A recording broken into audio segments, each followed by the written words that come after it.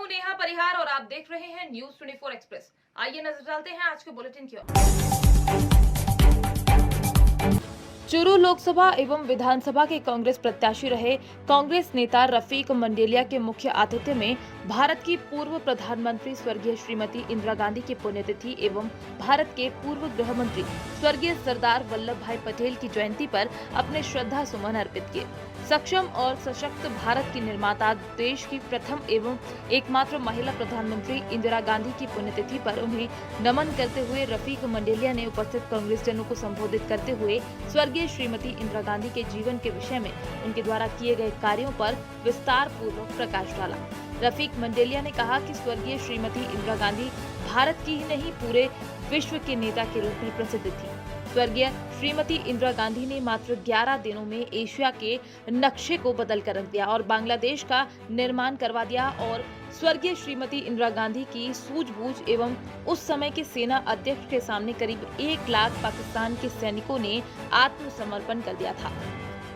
श्रीमती इंदिरा गांधी जी की पुण्यतिथि और हमारे लौह पुरुष सरदार वल्लभ भाई पटेल की जयंती के उपलक्ष्य में आज हम सब लोगों ने कांग्रेस कार्यालय में हमारे सम्मानीय नेता रफीक मंडेलिया जी के नेतृत्व में श्रद्धा सुमन अर्पित किए हैं। स्वर्गीय इंदिरा गांधी जी एक वर्ल्ड की नेता थी, आयरन लेडी थी, जिन्होंने बैंकों का राष्ट्रीयकरण, हरित क्रांति, बहुत ऐसे मुद्दे थे इस देश की गरीबी को मिटाने के लिए और इस देश की एकता और अखंडता के लिए उन्होंने अपने प्राण न्यौछावर किए। तो इस महान नेता की पुण्यतिथि के ऊपर श्रद्धा सुमन अर्पित करने और सरदार वल्लभ भाई पटेल जो लौह पुरुष थे उनकी जयंती के उपलक्ष्य में हम सब लोग कांग्रेस जन हमारे नेता के नेतृत्व में सब लोग एकत्रित हुए, इनको श्रद्धा सुमन अर्पित किए।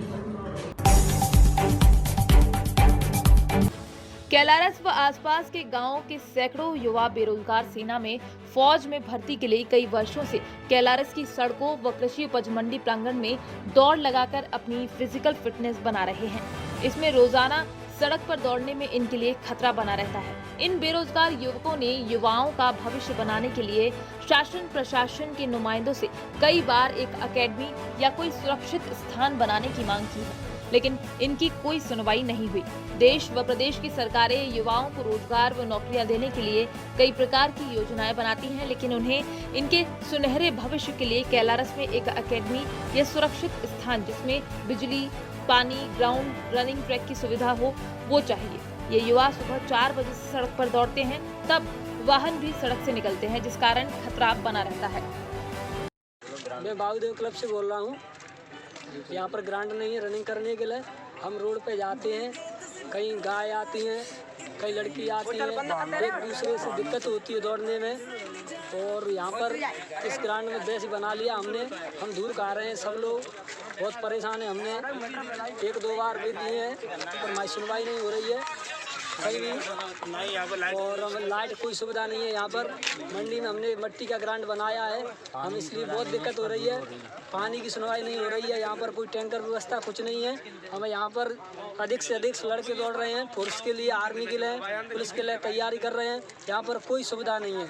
हमारे लिए एक तो ग्राउंड चाहिए, तो लाइट की व्यवस्था हो जाए। हम इसलिए कह रहे हैं कोई कुछ नहीं है यहाँ पर, एकेडमी नहीं है, सुनवाई नहीं हो रही है। यहाँ पर विधायक के ले जाते हैं, विधायक कहते हैं हम करवाएंगे जी करवाएंगे, कोई कुछ नहीं सुनता है। लगभग कितने लड़के यहाँ पे युवा तैयारी कर रहे हैं? कम से कम 200 लड़के हैं यहाँ पर। सुल्तानपुर केंद्रीय दुर्गा पूजा समिति के पदाधिकारियों ने डीएम व एसपी को पारंपरिक पगड़ी बांधी तथा नगरपालिका अध्यक्ष को चुनरी ओढ़ाकर उनका सम्मान किया। सुल्तानपुर में 31 अक्टूबर जिलाधिकारी रवीश गुप्ता व पुलिस अधीक्षक शिव हरि मीना ने शनिवार को जनपद का ऐतिहासिक दुर्गा पूजन महोत्सव के अंतिम दिवस पर चौक घंटा घर से बड़ी दुर्गा प्रतिमा की आरती कराने के पश्चात दुर्गा प्रतिमा रथ यात्रा रस्सा से खींचकर शुभारंभ किया। पाकुड़ प्रखंड अंतर्गत धनुष पूजा अपने आवासीय कार्यालय में मानवाधिकार जन जागृति कल्याण परिषद रांची के प्रमुख सह राष्ट्रीय महासचिव मुन्ना हेम्ब्रम की अध्यक्षता में मासिक समीक्षात्मक बैठक का आयोजन किया गया। बैठक में पूरे संथल परगना के पदाधिकारी एवं कार्यकर्ता सदस्य उपस्थित थे। बैठक का मुख्य उद्देश्य पूरे संथाल परगना में परिषद के पदाधिकारी एवं कार्यकर्ताओं को जन जागरूकता अभियान के तहत सर्वे कर क्षेत्र का सर्वेक्षण का दायित्व सौंपा गया था। पीड़ित व्यक्ति को जो पीड़ित व्यक्ति को उसी जगह है हम लोग न्याय दिलाएंगे और उसको वहाँ गांव ग्रामीणों के साथ ग्राम का प्रधानों और वहाँ का जो गण्यमान्य लोगों के बीच में उसको वही विवादित स्थल और ग्रामीण स्तर में ही उसको न्याय मिलेगा। और जितना भी जहाँ भी उसको आवेदन किया था वो आवेदन भी खंगाल किया जाएगा, उसका भी समीक्षा किया जाएगा और उसमें कहीं भी अगर त्रुटि किया है तो उसके ऊपर में मैं राज्य मानवाधिकार आयोग से लेके राष्ट्रीय मानवाधिकार आयोग तक उसका मैं शिकायत करूंगा कि इस उत्पीड़न के साथ क्यों उतना बड़ा अत्याचार और उतना बड़ा हनन क्यों हुआ, उसका जवाब वही आयोग वाला ही हमारा जो जस्टिस, हमारे चेयरमैन, हमारा अंडर सेक्रेटरी और सेक्रेटरी जो बैठा हुआ है वही उस सबसे हिसाब किताब मांगेगा और वहाँ से वो जीत करके आना होगा और हमको जब तक नहीं दिखाएगा तब तक मैं उस जमीन ना उस विवादित स्थल का पर उसको हम आगे के लिए हम उसको ये होने नहीं देंगे।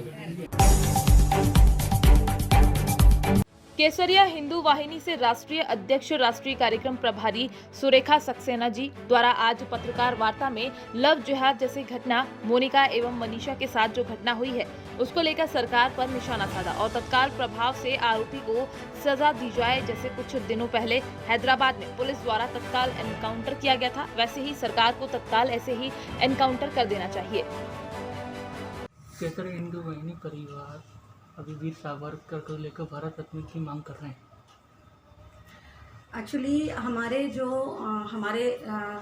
संरक्षक हैं, हमारे केसरिया हिंदू वाहिनी के जो हमारे संरक्षक बोले और दूसरे हमारे राष्ट्र के राष्ट्रीय विचारक और राष्ट्र सेवा में हमेशा लीन रहने वाले ऐसे हमारे पुष्पेंद्र कुलश्रेष्ठ जी, माननीय श्री सिकंदर रिजवी सर जी, उन्हीं के मार्गदर्शन में अभी उन्हें हम जो लखनऊ के कार्यक्रम में गए थे तो हमारा एक लखनऊ में भी बहुत भव्य कार्यक्रम हुआ जिसमें कि हमारे पुष्पेंद्र कुलश्रेष्ठ जी और हमारे सिकंदर रिजवी सर ने हम सभी को एक मार्गदर्शन भी दिया और एक दिशा भी दी है कि हमारे जो वीर सावरकर जी हैं, वीर सावरकर जी पर हम उनको भारत रत्न की उपाधि देने के लिए जो हम मांग कर रहे हैं, जो हम हर जिले से हमारे हर क्षेत्र से, हर राज्य से हमारा समस्त केसरिया परिवार का जो भी हमारा पदाधिकारी है, जिले लेवल का, प्रदेश लेवल का, हर स्तर का हमारा जो पदाधिकारी है केसरिया हिंदू वाहिनी का, हम सभी मिलकर के हर जगह जाकर कलेक्टर को एक ज्ञापन दे रहे हैं जिसमें कि हम सभी की ये मांग है कि वीर सावरकर जी को भारत रत्न की उपाधि दी जाए। और हमें ऐसी उम्मीद है कि हम बहुत जल्द इसमें सफल भी होंगे और वीर सावरकर जी को हम भारत रत्न की उपाधि दिलाने में हमारा समस्त केसरिया परिवार और हमारे मार्गदर्शक हमारे पुष्पेंद्र कुलश्रेष्ठ जी और हमारे माननीय श्री सिकंदर रिजवी जी, उन सभी के सहयोग से जल्द हमारी ये मांग हम ऊपर हमारे श्री माननीय प्रधानमंत्री मोदी जी तक भी पहुंचाएंगे और हमें पूरी उम्मीद है कि बहुत जल्द ये हमारी मांग पूरी होगी वीर सावरकर जी के लिए। तो इसके लिए भी हम लोग काफ़ी प्रयासरत हैं। इसके साथ साथ मध्य प्रदेश भोपाल से हमारा केसरिया हिंदू वाहिनी का एक भव्य कार्यक्रम आयोजन हम करने जा रहे हैं जिसकी रूपरेखा हम लोगों ने तैयार कर ली है और उसमें हमारे सभी पूरे राष्ट्र भर के पदाधिकारीगण आ रहे हैं और हम सभी मिलकर के केसरिया को बहुत हम समाज के लिए और हिंदुत्व के लिए सभी मिलकर के बहुत अच्छा एक कार्य भी करेंगे और उसमें हम सभी मिलकर के कुछ घोषणाएं भी हम बहुत जल्दी करने वाले हैं। जैसा कि हमने बहनों को रोजगार देने की जो बातें की हैं वो बातें नहीं है केवल, बहुत जल्दी उन पर हम कार्य भी करेंगे। जय श्री। इटावा राष्ट्रीय पंचायती राज ग्राम प्रधान संगठन के सौजन्य से उत्तर प्रदेश के प्रत्येक जनपद से धरना आयोजित कर जिला अधिकारी महोदय को ज्ञापन देकर अवगत कराया जाता है कि ग्राम पंचायतों का कार्यकाल आगामी 25 दिसंबर 2020 को समाप्त होने जा रहा है। इस अल्पावधि में जो ग्राम प्रधानों को बहुत सा कार्य जनहित में करना आवश्यक है। इसी बीच उत्तर प्रदेश शासन के आए दिन नए शासन आदेश आने एवं उसका कड़ाई से जिलाधिकारी महोदय द्वारा पालन कराने हेतु दबाव बनाने से समस्त ग्राम पंचायतों के समक्ष समस्या उत्पन्न हो गई है, जिसका शीघ्र निस्तारण करना आवश्यक है। क्या नाम है आपका? सत्येंद्र सिंह। किस संबंध में आज प्रदेश सचिव हूँ राष्ट्रीय पंचायती राज ग्राम प्रधान संगठन उत्तर प्रदेश का। किस संबंध में आप लोग ज्ञापन देने हैं? ज्ञापन हमारा है, जो हमारी पंचायतों का कार्यकाल 25 दिसंबर को खत्म हो रहा है, उसके बाद में नए कार्यकारी बनाए जाने हैं, जिसमें मैं चाहूँगा कि हमारे ग्राम प्रधानों को या तो चार्ज उन पर रहने दिया जाए या फिर समय से चुनाव कराया जाए, जो कि शासन की मंशा मुझे नहीं लगता कि समय से चुनाव कराने की है। इससे हम लोगों को बहुत बड़ी दिक्कत है। हमारे लंबित भुगतान काफ़ी दिनों से पड़े हुए हैं, इसके लिए कोई ग्रांट नहीं आ रही है और हम लोगों ने काफ़ी पिछले समय में भी आंदोलन किया और उस आंदोलन के बाद भी कोई जू नहीं रेंग रहा है और पैसा तो कहीं से मिल नहीं रहा। ऊपर से दबाव बराबर बनाया जा रहा है कि आप सार्वजनिक शौचालय बनाइए, आप बाउंड्री वाल बनाइए या मनरेगा से भिन्न भिन्न प्रकार के पंचायत भवन हैं, इस तरीके के कार्य हैं वो कराए जाएँ। तो मैं ये चाहता हूँ प्रशासक नियुक्ति की जो व्यवस्था चल रही है वो प्रशासक नियुक्ति में प्रशासक नियुक्त न करते हुए हमें एक्सटेंशन दिया जाए, हमें हमारा कार्यकाल या तो बढ़ाया जाए या समय से चुनाव करा दिया जाए। मेरी मांग तो ये है मैन कि समय से चुनाव कराए जाए, हमारे ऊपर कोई प्रशासक न थोपा जाए, हमारी ग्राम पंचायत के कार्यों को अवरुद्ध न कराया जाए। गुना के बमोरी विधानसभा के मार्की महू गांव में आज मुख्यमंत्री शिवराज सिंह चौहान और राज्यसभा सांसद ज्योतिरादित्य सिंधिया ने बीजेपी प्रत्याशी महेंद्र सिंह सिसोदिया के पक्ष में आम सभा को संबोधित किया। सभा को संबोधित करते हुए मुख्यमंत्री शिवराज सिंह चौहान और ज्योतिरादित्य सिंधिया ने कमलनाथ को जमकर घेरा और आरोप लगाया कि कमलनाथ मुख्यमंत्री रहते हुए आदिवासियों से उनका हक छीन लिए थे। मेरे द्वारा जो योजनाएं चलाई गई थी, गरीबों के लिए वो सारी योजनाएं बंद कर दी गई थी और शहरिया और आदिवासी परिवारों से पेंशन और पट्टों का हक छीन लिया।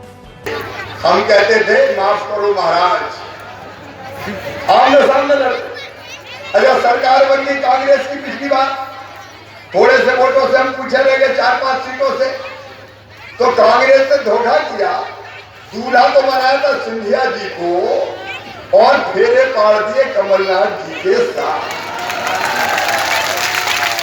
अब बताओ धोखा हुआ कि नहीं हुआ? अरे जोर से बताओ हुआ कि नहीं हुआ?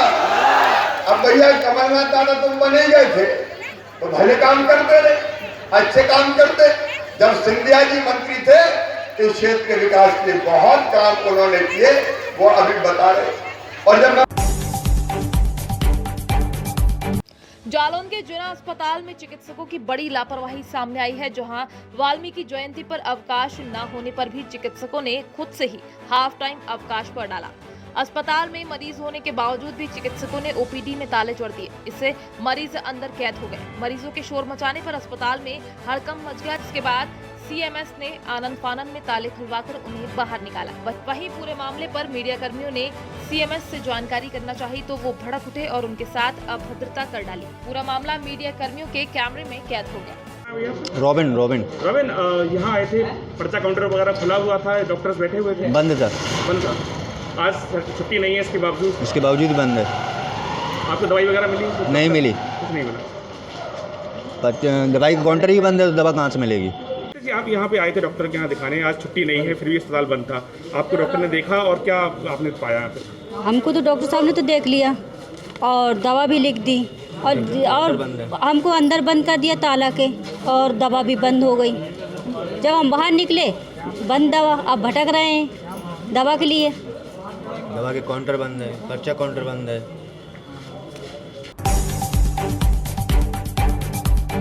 सरदार वल्लभ भाई पटेल जयंती के मौके पर आज अंबाला में हरियाणा पुलिस ने राष्ट्रीय एकता दिवस मनाया। अंबाला में पुलिस ने पैदल मार्च निकालकर राष्ट्रीय एकता दिवस मनाया। इस मौके पर अंबाला रेंज के आईजी वाई पूर्ण कुमार बतौर मुख्य अतिथि पहुंचे और कार्यक्रम में शामिल लोगों को राष्ट्रीय एकता की शपथ भी दिलवाई। हेडक्वार्टर से आदेश आए हैं कि सारे स्टेट में कमिश्नरेट और रेंज लेवल पे आईजी और रेस्पेक्टिव सीपी हाजिर रहेंगे और जो एकता दिवस आज मनाया जा रहा है सरदार वल्लभ भाई पटेल के उपलक्ष्य पे, वो सारे रेंजेस और कमिश्नरेट्स में एट पब्लिक प्लेस परेड आएगी और परेड के साथ साथ पब्लिक के नुमाइंदे भी वहाँ हाजिर रहेंगे, उनके सामने शपथ ग्रहण होगा।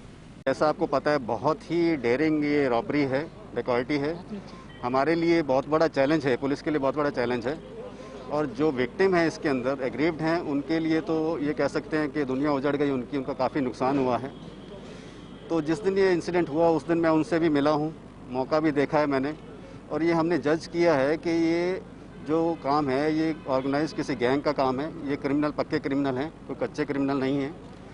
तो मैं इसमें यही कहना चाहूँगा कि हमने पूरी इसमें ताकत झोंक दी है, क्योंकि हमारे लिए एक बहुत बड़ा चैलेंज है। जैसे मैंने कहा, ये एक बड़ा इंपॉर्टेंट केस है, तो हम उसको इस तरीके से लेकर चल रहे हैं कि हमें इसको ट्रेस करना ही करना है, किसी भी हालत में ट्रेस करना है। वैसे तो हमारा काम रहता है क्राइम को ट्रेस करना, क्रिमिनल को चेस करना, उसको पकड़ना, लेकिन क्योंकि इसके अंदर बहुत ज़्यादा जो विक्टिम हैं वो मुझसे मिले हैं, उनका बहुत बुरा हाल है। उन्होंने मुझे कहा है कि मैंने उनको आश्वासन भी दिलाया है कि हम इसको जल्दी से जल्दी ट्रेस करेंगे। हमारी सारी टीमें लगी हुई हैं, हमारा जो स्पेशल स्टाफ है, क्राइम यूनिट्स हैं, वो इसको इंसिडेंट को ट्रेस करने में लगे हुए हैं। और मुझे लगता है हमारे पास बहुत अच्छी लीड्स हैं। मैं आपको बहुत ज़्यादा इसके बारे में नहीं बताना चाहूँगा, बट हमारे पास बहुत ज़्यादा लीड्स हैं इसके अंदर। तो मैं समझता हूँ अगर हमारे एफर्ट सिंसियर रहेंगे और जो कि हम कर रहे हैं, तो बहुत जल्दी हम इस वारदात को, इंसिडेंट को ट्रेस कर पाएंगे और क्रिमिनल। संभल जिला अधिकारी अविनाश कृष्ण ने कलेक्टर सभागृह में लौह पुरुष सरदार वल्लभ भाई पटेल की जयंती को राष्ट्रीय एकता दिवस के रूप में मनाए जाने के अवसर पर पटेल जी के चित्र पर माल्यार्पण करने के पश्चात राष्ट्र की एकता, अखंडता तथा सुरक्षा की दृष्टि से शपथ दिलाई। इस अवसर पर मुख्य विकास अधिकारी उमेश कुमार त्यागी, अपर जिलाधिकारी कमलेश कुमार अवस्थी, परियोजना निदेशक DRDA रमेश चंद्र, जिला समाज कल्याण अधिकारी शैलेंद्र गौतम, जिला पंचायत राज अधिकारी जाहिद हुसैन ने भी लौह पुरुष सरदार वल्लभ भाई पटेल जी के चित्र पर माल्यार्पण किया और शपथ ली।